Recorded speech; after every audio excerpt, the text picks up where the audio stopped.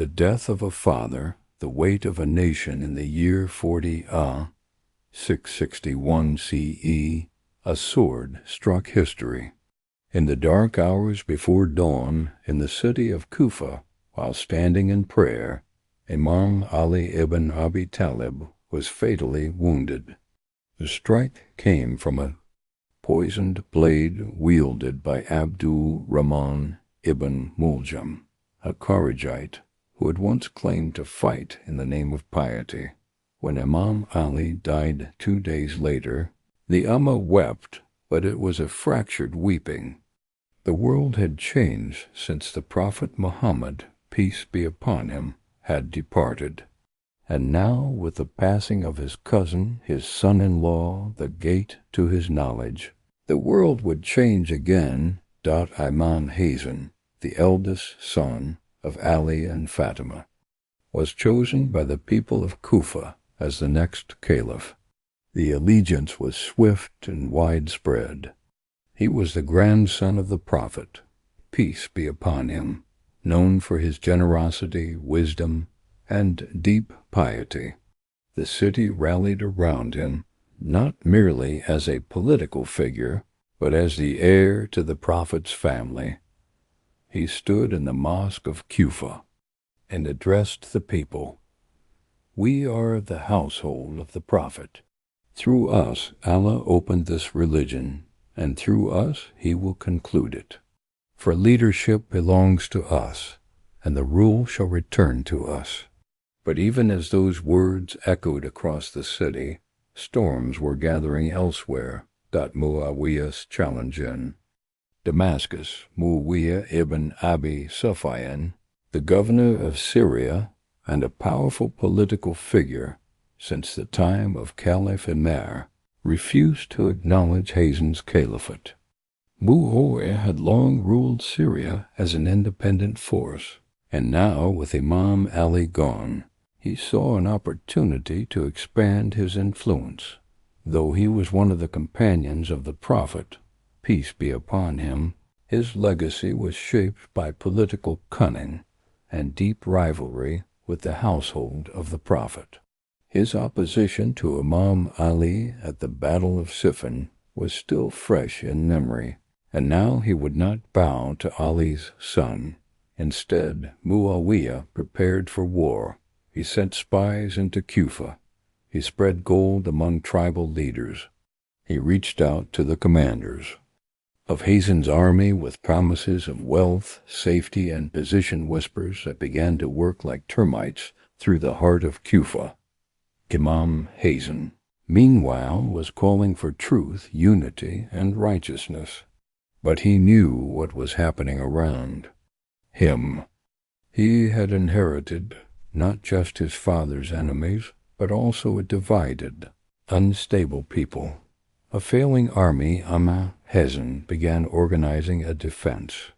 He prepared an army reportedly numbering 12,000 to 20,000 strong. But loyalty is not counted by heads, it is measured by hearts. The reality was devastating. Many of those who had pledged allegiance to him secretly favored Muawiyah. Others desired war not for truth, but for spoils. Some simply lacked the resolve that Karbala would later demand from a smaller group, as Imam. Hasan's army camped in Al-Madan, an ancient capital, near Ctesiphon. They grew restless. Rumors spread that Muawiyah's army was vast and unstoppable. More dangerously, lies were planted that Imam Hasan was planning to surrender, that he had written secretly to Muawiyah. Even more painful, 2 of Imam Hasan's own commanders, Ubaydullah ibn Abbas and Qais ibn Sa'd, were either bribed or pressured. It is well documented that Ubaydullah defected during the night, taking with him thousands of soldiers and joining Muawiyah's ranks for a promise of gold. This betrayal shook the entire camp. The loyalty of Kufa had always been fragile, but now it was crumbling before Imam Hasan's eyes. The wound, then, came an act of treachery that forever marked the Kufan character. As Imam Hasan rose to address his army, trying to explain his stance and calm the chaos, a man rushed forward and stabbed him in the thigh with a dagger. The man was not an enemy agent. He was from among his own supporters. Imam Hasan was carried back to his tent, bleeding, exhausted, and heartbroken. He had come to lead a people who claimed to love his father. But their love had no spine. Their loyalty had no patience. Their hearts had not grasped the weight of what it meant to follow Ahl-e-Bait as he lay in his tent. Injured, betrayed, and surrounded by whispers of desertion, the decision began to form in his heart, not for his own sake, but for the sake of the Ummah, the letter from Muawiyah. Meanwhile, Muawiyah sensed his moment had come. He sent a letter to Imam Hasan proposing peace. But it was not a letter of humility, it was political. He offered to hand over the caliphate on the condition that he would not be opposed, and promised not to harm the followers of Ali, and to govern according to the Quran and Sunnah. Imam Hasan knew the man he was dealing with. He did not trust Muawiyah, but he also knew this: a war now would end in massacre. The people around him would not fight to the end, and the blood that would be spilled would not be his enemies, but the blood of the Prophet's family, and those still too weak in faith to understand the cause. Imam Hasan sent his terms. They included that Muawiyah would not appoint a successor after himself, that the caliphate would return to Imam Hasan after Muawiyah's death, that the lives and wealth of the people of Iraq and followers of Ali would be safe, that the public cursing of Imam Ali and sermons would be stopped, that the people would not be oppressed for their past allegiances. Muawiyah agreed, at least on paper. The two sides wrote and signed what would come to be known as the Treaty of Hasan. The announcement N. 41. Imam Hasan ascended the pulpit in Kufa. He addressed a crowd that had failed him, but he did not speak with anger. O people, Allah has guided you through the eldest of men, and preserved your blood through the youngest of them. Know that I have handed the affair to Muawiyah, as I saw no supporters firm enough to stand for truth. The people wept. Some jeered. Others cried in confusion. Imam Hasan's words would later be remembered not as a defeat, but as a strategic withdrawal to preserve the soul of Islam for a future stand, a stand that would be made by his younger brother. Muawiyah enters Kufa. When Muawiyah entered Kufa, he did not wait long to show his true intentions. He stood on the pulpit and said openly, I did not fight you so that you may pray, fast, perform Hajj, or give zakat. I fought you to become your ruler, and now I have succeeded, though you did not like it. He tore up the terms of the treaty before they were even fully implemented. The public cursing of Imam Ali resumed in mosques. The persecution of Shia intensified. The promise not to appoint a successor was broken years later when he declared his son Yazid as his heir, a move that would lead to the tragedy of Karbala. Imam Hasan had foreseen this, but he also knew his role was not to win power, but to expose hypocrisy. The peace was not a failure, it was a mirror to show the Ummah what leadership looked like without righteousness. Betrayal written in blood. The ink of the treaty had not dried before its terms were trampled. What had begun as a hope to preserve unity without bloodshed was now revealing the very cancer that had spread through the leadership of the Muslim world. Imam Hasan had chosen peace, not because he was weak, but because those around him were not strong enough to fight for justice. Now his silence would uncover what swords could not dot one. The Caliph's word broken in the months that followed the treaty, Muawiyah entered Kufa, the heart of Imam Hasan's support, with all the grandeur of a conqueror. He stood at the pulpit of the mosque where Imam Ali had prayed and ruled, and announced with boldness, "By Allah, I did not fight you to make you pray, fast, perform Hajj, or give zakat. I fought you to be your ruler, and Allah has given it to me, though you were unwilling. Know that every condition I agreed to in the treaty with Hasan is beneath my feet." That declaration was not just a personal betrayal. It was a blow to every soul who believed in the sanctity of oaths, in the ethics of governance, and in the moral responsibility of leadership. It was also the proof Imam Hasan had foreseen. 2. The return to Medina after the treaty. Imam Hasan left Kufa and returned to Medina. He left not as a caliph, but as the grandson of the Prophet Muhammad, peace be upon him, the rightful Imam, and the silent witness to a betrayal that would reshape the Ummah's path. Medina, the city of his grandfather, had become quiet under the shadows of the Umayyad rule. Though it remained a place of worship and scholarship, it was no longer a center of decision-making. That power now lay in Damascus, but Imam Hasan did not seek power. Instead, he lived a life of worship, teaching, charity, and patience.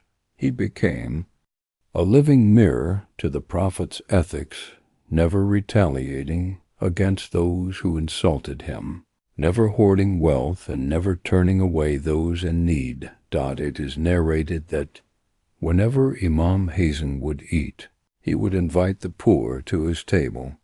He would never humiliate someone who asked. His clothing was simple. His speech was gentle. His character was prophetic. But peace outside did not mean peace within. 3. The suppression of the truth and violation of the treaty. Muawiyah revived and intensified the campaign to erase the name of Imam Ali and the memory of the Prophet's family. The cursing of Ali became part of the Friday khutbah sermon in mosques across the empire. Scholars and narrators were pressured to suppress hadiths praising the Ahl-e-Bait.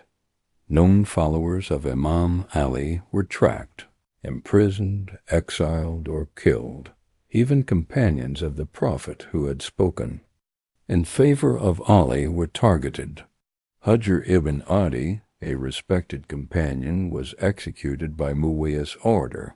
His crime was refusing to curse Imam Ali. The Umayyad strategy was clear: to rule by silencing the truth. Imam Hasan, however, refused to curse back. He upheld the dignity of his father and the path of his grandfather by continuing to teach the Quran, preserve the Sunnah, and live with moral purity, a contrast so bright that no campaign could dim it. 4. The succession plan. Yazid declared. One of the most blatant violations of the treaty came a few years later.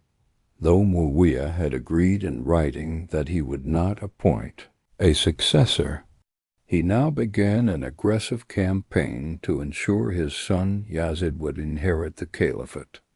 This shocked many, even within his own circle. Yazid was known for a lifestyle of open indulgence, wine, hunting, music, and disregard for Islamic ethics. The Muslim community, particularly the companions of the Prophet and the children of the Ahl-e-Bait, where horrified Muawiyah traveled personally to Medina and pressured prominent figures including Imam Hasan and Imam Hussein to pledge allegiance. To Yazid, Imam Hasan refused. He told Muawiyah clearly, "Your son is not fit to be caliph. I fear for the future of the Umayyad under his rule." But Muawiyah had chosen his path. The treaty's ink meant nothing to him now. 5. The attempt to isolate and weaken Imam Hasan. Fearing Imam Hasan's growing popularity and moral authority, Muawiyah employed every trick to isolate him. He cut off the annual stipend from the public treasury that had been promised in the treaty. He sent spies to Medina to monitor Hasan's movements and gatherings. He offered bribes to individuals in Imam Hasan's household and tribal circles to either assassinate or defame him. Imam Hasan's companions reported that his food was regularly tampered with. On multiple occasions, he fell sick from suspected poisoning. The most shocking betrayal came from within. 6. The martyrdom of Imam Hasan. Imam Hasan's final days were marked by weakness and repeated illness. Many historians from both Sunni and Shia sources record that he was poisoned and that Muawiyah was directly involved or gave silent approval. The poisoning was reportedly carried out through his wife, Jada bint al-Ash'ath, who was promised wealth and marriage to Yazid in exchange. The poison tore through his body over days. Imam Hasan vomited blood, and parts of his liver came out with it. He turned pale, his strength fading. Imam Hussein rushed to his side. The two brothers raised in the arms of the Prophet, embraced as one prepared to depart. Imam Hasan whispered, "Brother, no day will be like your day, O Abu Abdillah. No trial will match Karbala." It was as if he saw what was coming.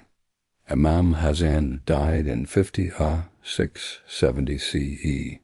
His body was washed and shrouded. Imam Hussein led the funeral prayer. His wish had been to be buried next to his grandfather, the Prophet Muhammad, peace be upon him. But even in death, injustice followed.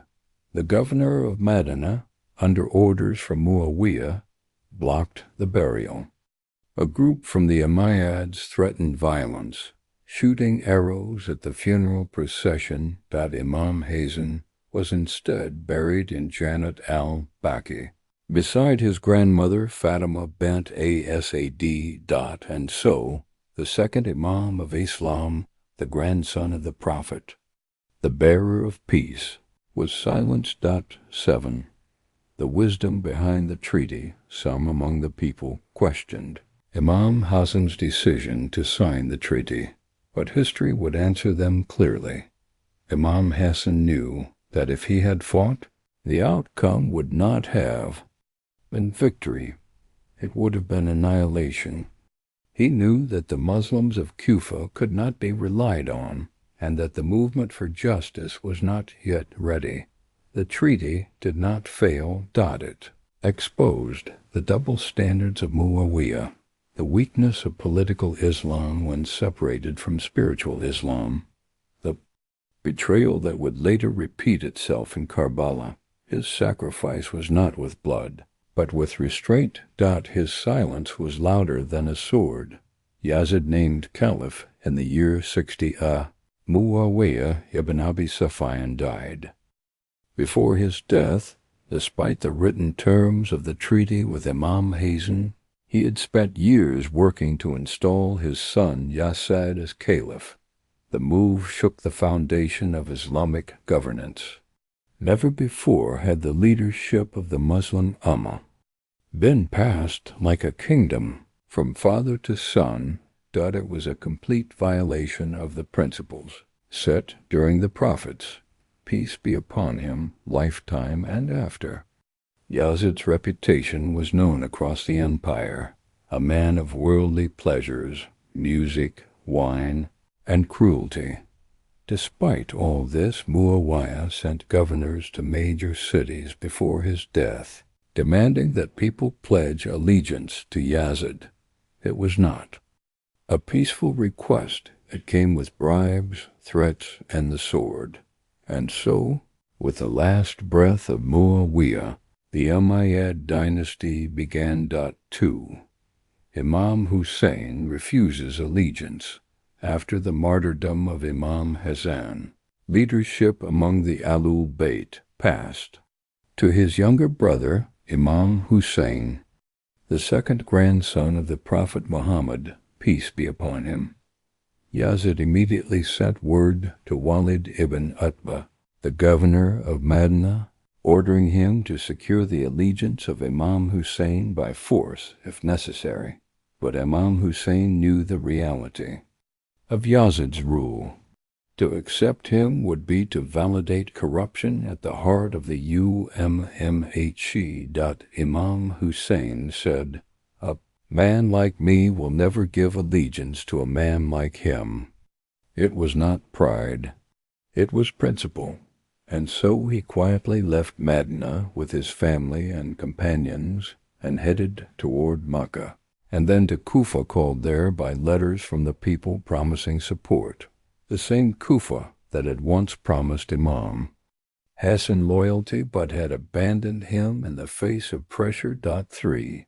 The silence of the treaty speaks. Again, though Imam Hasan had signed a peace treaty, it was not a surrender. It was a deliberate postponement, a postponement of confrontation until a time when the Ummah could understand the truth with clarity. His peace made space for the Umayyad reality to expose itself, and now Yazid was the living embodiment of that betrayal. He was not just corrupt, he was public in his corruption. He violated the sanctity of Medina, desecrated the Kaaba, and murdered the Prophet's grandson. The people who questioned Imam Hasan's treaty began to see that his restraint had preserved the future. Without that peace, the moral authority of Ahl-e-Bait might have been lost in war. Instead, it stood unshaken, and now passed to Imam Hussein. The Treaty of Hasan and the martyrdom of Hussein were not two separate stories, but two chapters of the same divine plan. 4. The echo of betrayal. When Imam Hussein reached Karbala, he met the same betrayal his brother had known. People of Kufa, who had invited him, turned away in fear. Supporters were imprisoned or killed. The army that gathered against him was vast, and the forces of Yazid showed no mercy. But unlike Hasan, Imam Hussein had no option for peace. There was no treaty to negotiate. The letters had been sent, the call had been answered, and now the sword was drawn. And yet, even in Karbala, Imam Hussein remembered his brother. When facing the enemy, he said, "Ask yourselves, what wrong have I done? Did I not honor the legacy of my brother Hasan, who kept the peace until the truth was clear?" But Yazid's army did not care for truth. On the 10th of Muharram, 61, Imam Hussein and his small band of followers were massacred.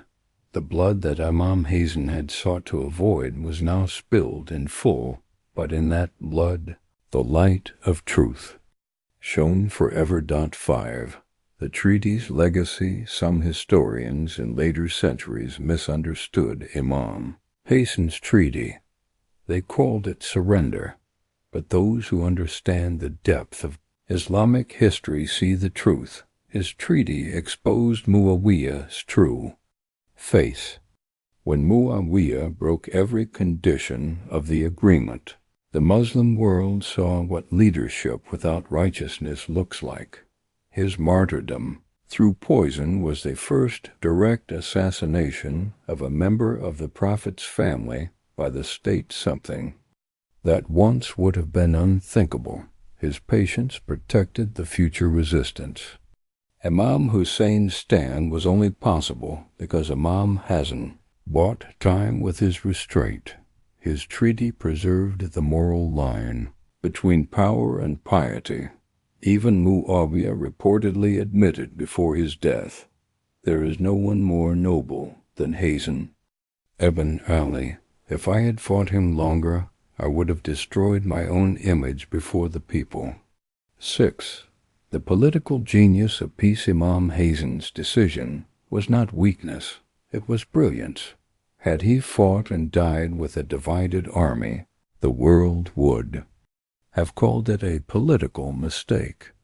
Instead, by stepping away and making the terms of the treaty public, he showed that he stood for the people. Not power made Muawiyah accountable for every broken promise. Allowed time to prepare the hearts of the believers for the ultimate test. Karbala, his peace, exposed Yazid more effectively than any battle. 7. Ahl-e-Bait and Baqi Tode. Imam Hasan lies in Jannat al-Baqi, the graveyard of Medina. His tomb was once grand, but it was destroyed centuries later by political forces. Now his grave lies unmarked, but his name lives in every heart that remembers dignity, peace, and truth. He is remembered in the words of the Prophet, peace be upon him.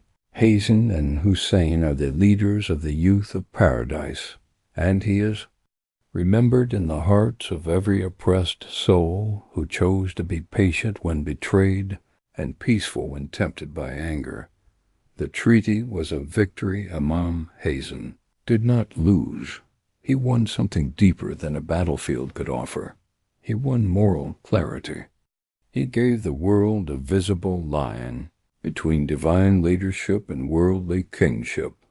His treaty made sure the world saw the contrast between the Ahl-e-Bait and the Umayyad throne, the hypocrisy of those who used Islam for power, the value of strategic patience when truth needs time to shine, and through that treaty, he gave his brother the clearest cause the world has ever known. Karbala was not a tragedy born in a vacuum. It was the result of betrayal, and that betrayal was sealed the day Muawiyah broke the treaty of peace. Final words, the legacy of Imam Hasan is quiet, but eternal. He showed us that peace is not always submission, that silence can be stronger than war, and that sometimes the best way to fight falsehood is to let it expose itself. The Treaty of Imam Hasan was not the end of resistance. It was the beginning of the clearest chapter in Islamic history. It was the peace that unveiled the truth.